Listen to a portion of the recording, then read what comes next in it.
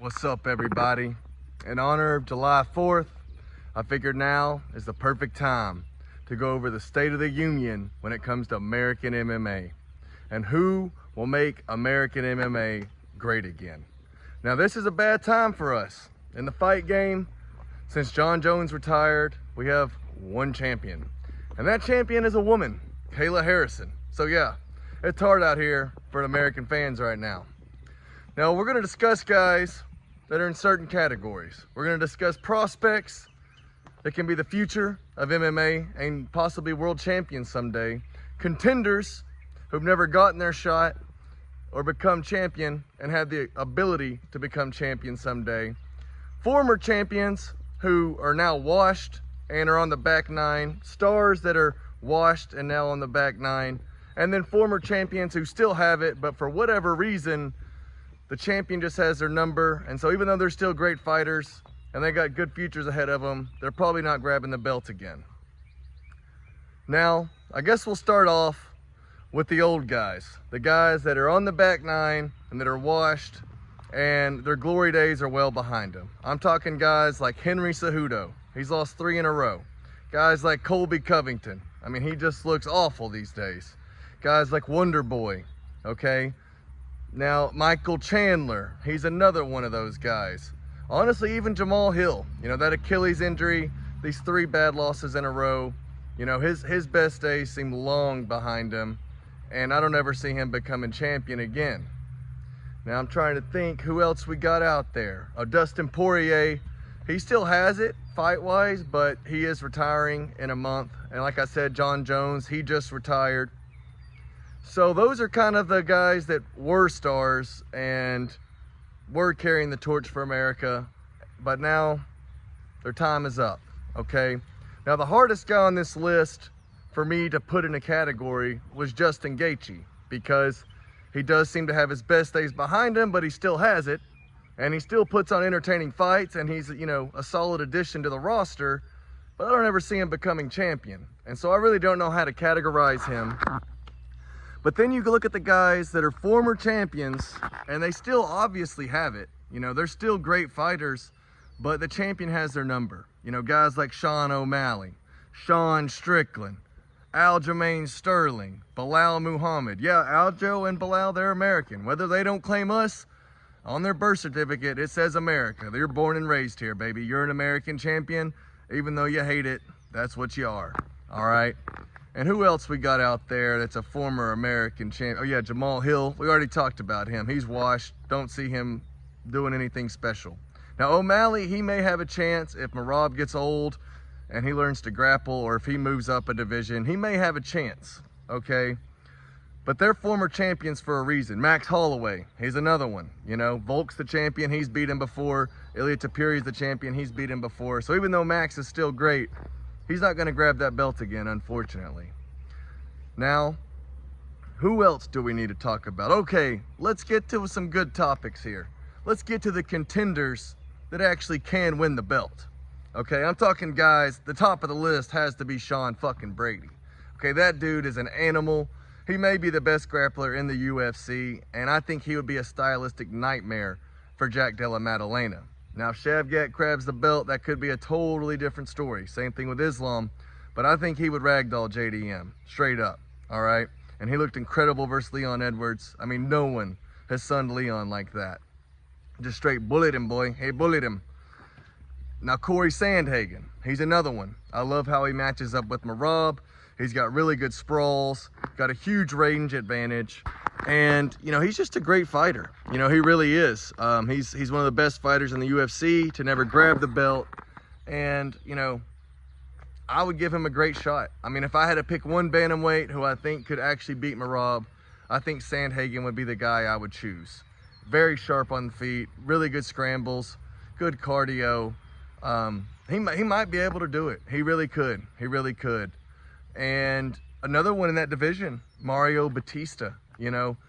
I love the way he matches up with Merab. He's not really great at anything, but he's good at everything. He's got really good hands. He's very durable and good grappling. And he's a tough son bitch, good cardio. He's just good everywhere. And he's tough. and he's going to bring it to him. And, you know, he would probably lose. It would probably be a contest of who can hold the other against the fence. That's how they like to fight sometimes. But the one thing that worries me about Batista is Damone Blackshear took him down 9 times. And so I think Merab would take him down like 90 times. Although he did stuff every Patchy Mix takedown, and he had similar grappling success as Merab versus Aldo. And he did get up all 9 times versus Blackshear. So obviously those takedowns weren't too big of a problem. But yeah, I really like Batista. I think I like the way he matches up with Merab. I think a lot of people could beat him in that division, but just stylistically, I like his chances versus Merab. Who else we got? Oh yeah, Khalil Roundtree. That dude is really coming to his own, and I like how he matches up with the champion. You know, he could butcher his legs. He's hard to take down, very fast, very explosive, very strong. That power goes for all 5 rounds. We saw what he just did to Hill. And so Roundtree, you know, if he can get his way in there, get him a title shot, I think Roundtree could do great things. I really, really do. And yeah, I mean, I think you put Roundtree versus Ankalaev, you know, Ankalaev could definitely beat Roundtree, but Roundtree can definitely beat him as well. However, you know, y'all thought, oh, Roundtree, he's the savior of light heavyweight. You know, that's who you were thinking when I started this video. However, the real guy at light heavyweight that matches up perfectly to beat Ankalaev is Dominic Reyes. Yeah, that's right, baby. The return of Dominic Reyes. And it could be the most beautiful story ever told. You know, Rob versus John Jones. We all saw him beat John Jones. Then goes on that horrible losing streak. And then he's on this great win streak. And if he were to grab the title, I think it would be one of the most beautiful stories ever in MMA history. The only more storybook career as far as gaining the belt would maybe be Michael Bisping's and how he did it. But Dom, amazing takedown defense, power in those hands. He's a southpaw, very good size. I mean, and he puts a pace on motherfuckers, okay? And I'm telling you right now, if Dom Reyes were to fight Ankalaev, Ankalaev's gonna be in trouble. I might sound crazy, but just think about it. I mean, can Ankalaev take him down? No. Who hits harder? Dominic Reyes. Who puts on a bigger pace? Dominic Reyes.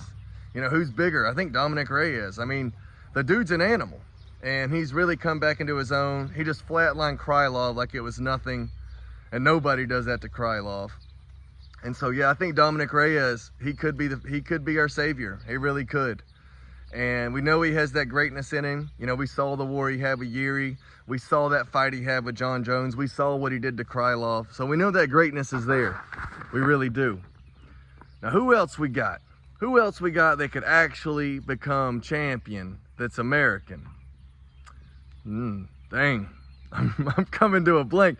This is bad, guys. This is bad. Like, what has happened to us? I mean, we used to have all the belts, and now it's hard to even find one. Middleweight. Ooh, middleweight. Now, this one is actually who I truly think has the best chance at becoming champion out of everyone I'm going to name. And that's Fluffy Hernandez, okay? That dude is the middleweight Merab.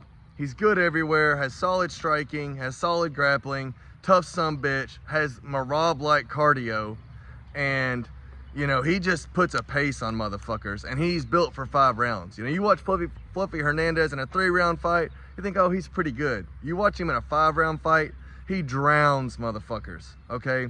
So really, Fluffy Hernandez is probably our best shot as far as getting a gold on an American here in the near future, okay? I mean, because he's about to fight Roman Dolidze, and then if he wins that, he's probably 1 fight away from fighting for the belt. And I'm telling you right now, you're going to have to kill that sumbitch early, because the longer that fight goes, he's just going to take over. And he's a problem for anybody. I mean, there ain't a single person at middleweight, I look at him and they're like, he beats Fluffy easily. I mean, he is a problem for everybody in that division. And so honestly, out of everyone I've named, besides Sean Brady, I think Fluffy probably has the best chance. And I think Fluffy has an even better chance because Brady has killers like Islam and Shavkat that are about to be in his division. And if he can't get them down, they'll probably knock him out. Now, to the guys that are still carrying the torch for America, and they're holding it down, and they're entertaining, whether it's their personality, whether it's their fight style, they're just assets to the promotion, and they're going to be around for years, and they're going to put on great shows, but they're never going to grab the belt. I'm talking guys like the cheek clapper Derek Lewis, okay? I'm talking about guys like Kevin Holland, Joaquin Buckley, okay? Guys like the Raw Dog, Brandon Royval, guys like Bryce Mitchell, okay? They have really good followings. People tune in for their fights, and you know, when they're on a card, you're like, fuck yeah, let's go, baby. But they're never going to become champion. You know, there's holes in their game, and for whatever reason, anytime they make it near the top, they always seem to fail. But they're staples of the promotion, and I'm glad to have them around. I mean, we saw what Brandon Royval just did, had one of the best fights ever. We saw Bryce Mitchell's, the lead up to Gene Silva, you know, throwing up the cross and all that stuff. I mean, it was, he took over the fight week. Now, yeah, Gene Silva whipped his ass. I told you he would. But still, I mean, he brought some energy to that fight card. You know, Kevin Holland, you know, anytime you put a mic in front of him, you know, you want to hear what he has to say, whether it's some funny shit, some dumb shit, or whatever. He's must see when he starts talking. And his fights are super entertaining as well. I mean, he's really coming to his own. I think RDR humbling his ass in January, it's really got him focused again. And he looked incredible versus Luque. That's probably the best Kevin Holland's ever looked. And Buckley, you know, he just had his failure versus Usman, and so that was rough. But he's fun. You know, he likes to talk shit. He likes to throw bombs. He comes to scrap. I don't think he'll ever be champion. He's failed too many times, and that division is full of killers. But Buckley's a fun dude, you know. He brings excitement to the cage, and I appreciate that. I really do. And then Derek Lewis, everybody loves Derek Lewis. Mr. Balls is hot. No matter what he does, you know, he's from Texas. He's hilarious. Loves to just huge knockouts. I mean, how can you not like Derek Lewis, you know? And trying to think who else kind of fits this category of, you know, they're fun fighters, and they bring a lot of excitement, but they're never going to be champ, you know. And I think Gaethje, this is probably the category to put him in, because, you know, I don't see him beating Ilya. I don't think he would beat Islam, and I don't even know if he would beat Patty or Armin right now either. But he's still going to put on fun scraps, and anytime Justin Gaethje fights, we're going to tune in, okay? Because he has a cult-like following, and everybody likes Justin Gaethje. You know, he's the human highlight reel for a reason. Now, to the prospects, okay? If there's one prospect you know about after this video, okay, it's got to be Malcolm Wellmaker. And I apologize for my camera work here. I'm very surprised at how tired this made my shoulder. But Malcolm Wellmaker, okay? This dude is a fucking assassin. All the glazing, all the hype, all the bullshit that people were putting on Peyton Talbot and trying to push him to the moon, that needs to be on Malcolm Wellmaker, okay? That motherfucker is the hardest hitting 135er alive, okay? What he did to Cameron Simon and what he did to Chris Moutinho. I mean, we saw Talbot fight him, and we saw O'Malley fight Moutinho, and they lasted a whole lot longer. When Wellmaker connects, motherfuckers go out cold, okay? So he really, really does impress me, and I think the UFC, don't be shocked in 2 or 3 years when Malcolm Wellmaker is fighting for belts and just going on this tear through the division, okay? If his grappling holds up, he is a problem for the feet on anyone, okay? And who else we got? Bo Nickel, okay? I know we just got fraud checked, but that's probably the best thing in the world that could have happened to him, because he wasn't improving at the rate he should have been. He was getting away with what he was doing, and what he was doing was good enough to beat the mid-tier fighters. You know, and then he fights at RDR and he gets humbled. And so I'm really, really, really interested to see what Bo Nickel looks like when he comes back, because now he knows what he was doing was not enough. What he was doing wasn't right. He needs to go back to the drawing board, and he really needs to rely on that wrestling, you know? And I think the Bo Nickel that fights next is gonna be a totally different animal than the one that just fought RDR. Sometimes it takes getting your ass humbled to take it to another level, okay? Just think about Vegeta in Dragon Ball Z. You know, every time he got his ass beat, he would come back that much stronger, okay? And I see the same thing in Bo Nickel. He has that competitive fire in him, and he has that just determination to be great. And I don't think so many people could have been wrong. Say hello. Say hello. I don't think that many people could have been wrong about Bo Nickel and that he just is this fraud who can't fight. I think he's going to come back and just go on an absolute tear. Same thing with Peyton Talbot. You know, he really improved his grappling from his last fight. And even though he's a weirdo and a male stripper and all that other stuff, the kid can fight. And he bounced back nicely this past weekend. And I think he has a very bright future. Will he ever become champion? I don't know. I really don't know. But I think he will be a fun fighter to watch for years. And I'm interested to see how his career turns out. Not the biggest fan of him, but hey, when he's fighting, I don't mind watching him scrap. Now, who else in the prospects do we really have a chance at? You know, I'm kind of, my final guy I want to talk about, Chase Hooper. I know he looks like a goober, and his last interview he's talking about gooning and just weird stuff like that. But the kid can grapple, okay? He's a phenomenal grappler. He's getting stronger physically, and he's really starting to come into his own, and his striking has improved a lot as well.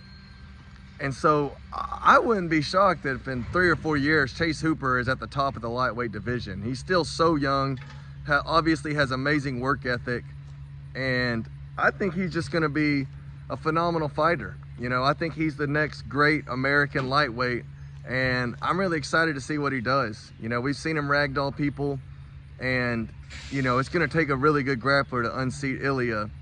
But I'm telling you right now, Chase Hooper, keep your eye on him. That kid's a stud. Even though he looks goofy, I'm telling you, that kid is a stud. But this is kind of the state of the union in American MMA right now. I just want America all over your asses, just like Charlie Kelly and Always Sunny.